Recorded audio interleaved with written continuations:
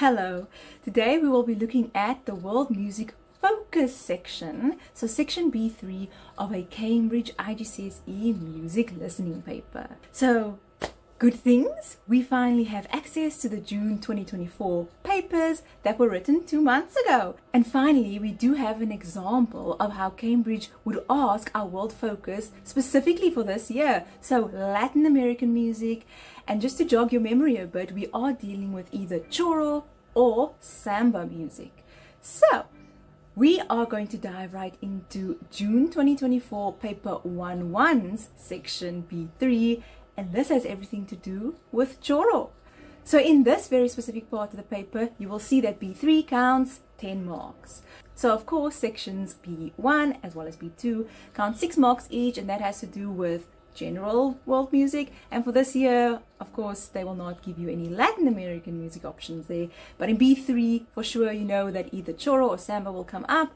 Now this section counts a little bit more, 10 marks, not too much extra, but definitely you do have to know what you're talking about, and you will get either or, so not both, but either CHORO or samba. So right here in this part of the paper, it says you will hear an extract of CHORO music, and they will tell you beforehand what you are actually listening to, which one of the sub-focuses they're about to hit you with in the listening. They're not going to ask you to identify it. Whereas obviously in B1 and B2, they will ask you to identify, you know, what they're playing for you. But here they actually give it to you straight. And then you just have to answer the questions accordingly. So in this extract, we also have a skeleton score. Yay! Look at the skeleton score, it says, and read through questions 16 to 19. So actually, you'll see we only have 3 questions, but they do count a bit more than any of our questions have counted in sections A and B. So first things first, they do tell us to complete the table, one of those table questions, to show what each instrument plays in the printed passage. So they do tell us that we are going to hear a clarinet, and they tell us there that the clarinet plays the printed melody. Then they do say we're going to hear some strummed chords, we have to name the instrument. Then they do tell us that we're going to hear a guitar, we have to say what the guitar does. Then they give us blank under instrument and blank under music, because we have to fill in the instrument and then what the instrument actually does within the music listening example. So we have to keep an ear out for that. On to the next page, the next question says, the printed passage is section A of the extract.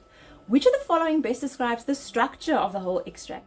So even within our world music, structure is very important. So of course we will hear an A section, we'll hear something that differs. But how many sections differ and in which order do they appear? So we have to tick the appropriate box. Then question 18. What other features of the extract are typical of CHORO? Do not repeat any information already given in your answers. Okay, so for instance, in the little table that you have filled out, if you said a specific instrument plays the strummed chords, you can't say, oh, a typical feature of CHORO is that this specific instrument plays strummed chords. You already said that, so nothing old, everything new. So you have to give 4 new facts here. Finally, they say, explain what is meant by the term Aurora de CHORO. And that's a 1-mark question there. So let's go ahead and jump into our extract. We will listen to it twice, and then we will complete our answering. So let's hop in and listen to our extract. Just a little side note before we actually listen. If you watch any of my previous videos related to November 2023 past papers and any of some future videos that will be coming out on November 2023 papers, you will see that I have said that Cambridge decided not to put the tracks on the Cambridge Support Hub anymore, just because of copyright issues. So they issued a track list instead of actually freely having the tracks available and the specific snippets available on the School Support Hub. However, I see they've reinstated the whole track thing on the Support Hub, which is great. So now we can actually click and listen and play and go through a whole mock paper, for instance, without having to go find the tracks on YouTube or Spotify ourselves. So maybe it didn't work out for them doing the whole track listing. There are some of the tracks on the School Support Hub. I looked specifically at the June 2024 paper 1-2 example, and they said, for example, the audio track from section A2 had to be removed due to copyright issues, but otherwise everything else is still available and you can listen to it fully, just without A2 on the School Support Hub. So remember, all of these past papers, also mark schemes, inserts, as well as audio tracks. And then for those interesting variants of the November 2023 papers, there are also the track lists. Okay, but we're actually back in action now with listening to tracks on the School Support Hub. So please be sure to check out the Cambridge School Support Hub link in the description below.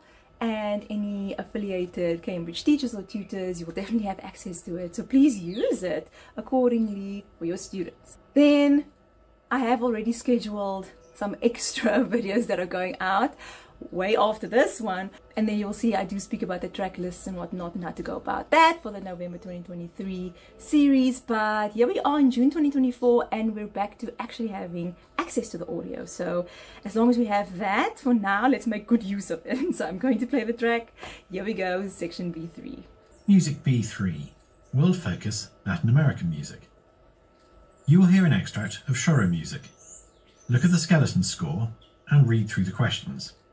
Now listen to music B3 and answer the questions.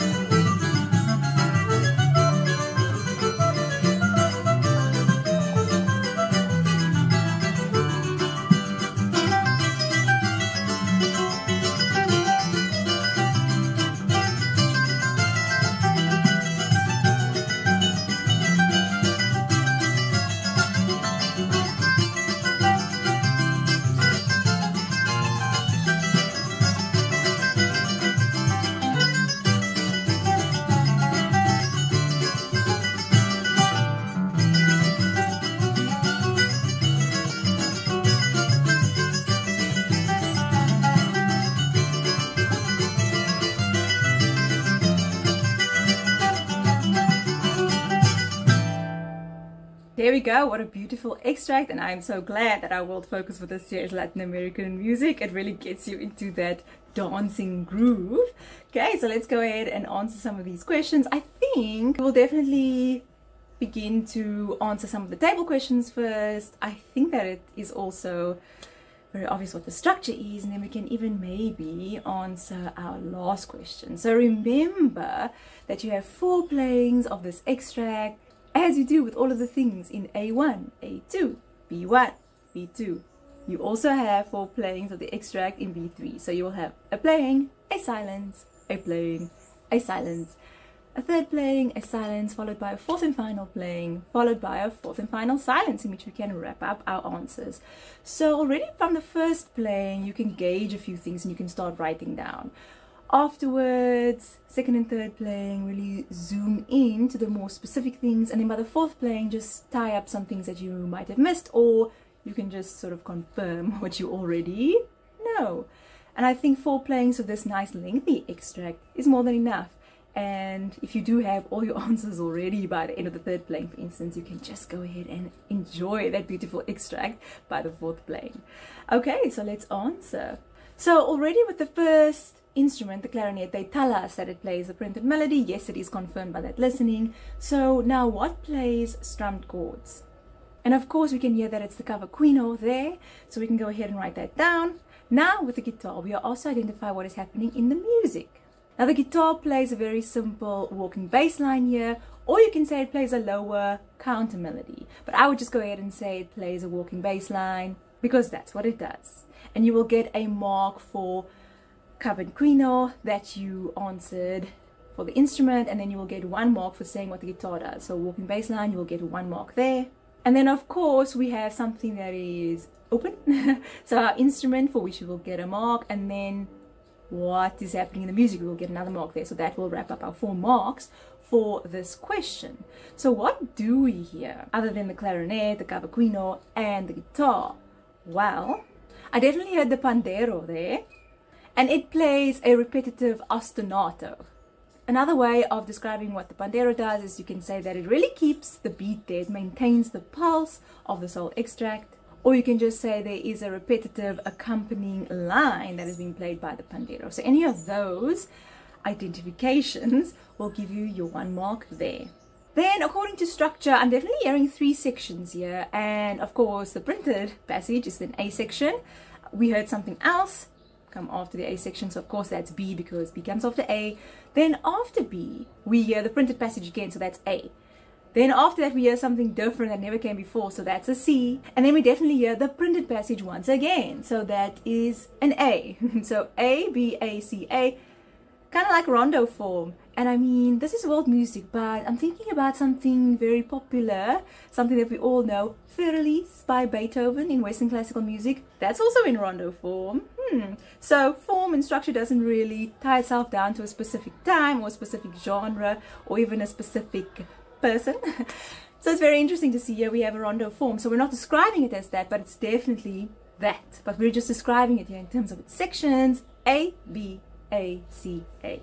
Then I'm going to hop right to question 19. Remember that when you are answering any type of specific section, so here we are answering B3, we don't have to go from top to bottom. We have free reign here. We just have to answer everything by the time we have heard our 4th and final plane, because then it's not coming back to us. So I'm going to skip question 18 for now. We'll take another listening to the extract and then we'll answer that question. But for now, the 1 more question at the end, explain what is meant by the term Roro de Choro. We can go ahead and say that it refers to a small gathering of musicians. So this is very informal. It is Choro musicians coming together, playing their music. Another term for that is Choro circle. So any one of those would give you your 1 mark there. Let's hop back into our listening so that we can answer question 18, which says that we have to identify other features of the extract that's typical of Choro. So let's go ahead and lend our ears here. Music B3, second playing.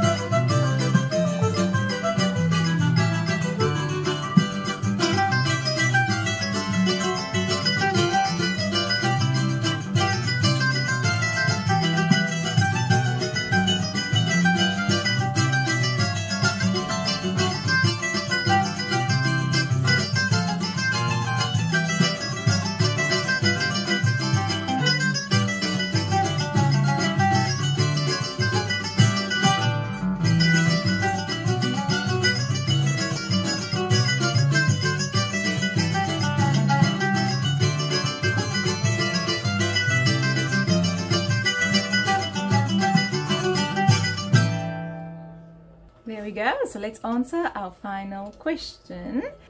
Features that we haven't described before that are typical of Choro. So you'll see in brackets it says that this question is worth 4 marks. So let's give our 4 facts here. So first thing that I'm hearing is that rhythmic principle of the consistent semiquaver movement. So I would definitely go ahead and put that down as a fact. We also have phrases that are equal in length. So we have these sections that are 16 bars long. They're all equal. So I'm thinking of that A section, 16 bars, B section, same length, A section comes back, C section, same length, A section comes back. So we've already ticked what the sections are, but we actually haven't given that technical word of rondo form. So even that we can just say this is in rondo form. Also, if we look at our extract, we can see that yes, we have a nice amount of chromatic notes in there. So we have some C sharps, then we have some C naturals coming in again, we have E flats, but the actual key, we can see from the key signature, we are in G major. The extract continues, but that final bar that we do see on the page also, you know, ends on a G. So it confirms our key here. And CHORO music is typically in a simple key, so to speak. So we are in a simple major key here, which is G major. That can also be a feature that is typical of CHORO music. Then if you want to get more technical, we can say that the rondo episodes are in contrasting keys or just different keys. So if we listen closely, we can hear that the B section is in the relative minor, so that's E minor. And then the C section is in the subdominant key of G, so that's C major. But that is a bit advanced and technical, so we don't actually have to say this, but if you do, you would be correct. And then the use of the bandolin as a solo instrument is also very typical of CHORO. So any of those four will get you your marks there. So there we have it, a nice example directly from Cambridge of what they expect for us to be able to answer in an exam if we were to get a CHORO example. So this is from June 2024, paper 1-1. Surprise, surprise, June 2024, paper 1-2 also had the exact same extract for section B3. Same questions, so of course the same answers. But in the June 2024 paper 1-3 paper, they did give an example of samba. So I will definitely make a video on the samba example, so then you can feel fully prepared for what Cambridge may ask when it comes to your November 2024 IGCSE music listening paper.